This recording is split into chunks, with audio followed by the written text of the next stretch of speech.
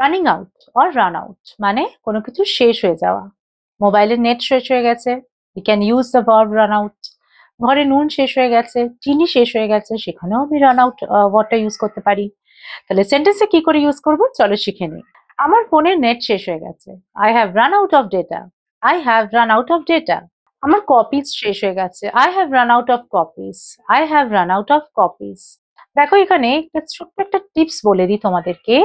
যখন বলছি আমার চা শেষ হয়ে গেছে, আমি the T has run out মানে আমি সাবজেক্টটা বলে দিচ্ছি না যে আমার কাছে চা শেষ হয়ে গেছে।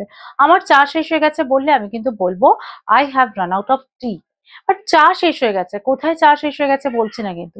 সো তাই জন্য আমি ইউজ করলাম the T has run out. এখন বলছি আমার কপিজ শেষ হয়ে গেছে, তখন I have run out of copies. সেখানে কিন্তু সাবজেক্ট দিয়ে আমাকে সেন্টেন্সটা তৈরি করতে হবে। এই ছোট্ট টিপসটা কিন্তু মনে রেখে দিও, ইংলিশে খুব হেল্প করবে। নুন শেষ হয়ে যাচ্ছে, এই সেন্টেন্সের আনসারটা তোমরা আমাকে কমেন্ট বক্সে লিখে জানাও। To learn English easily, follow my channel Shumana Z to Learning. Like, share and subscribe.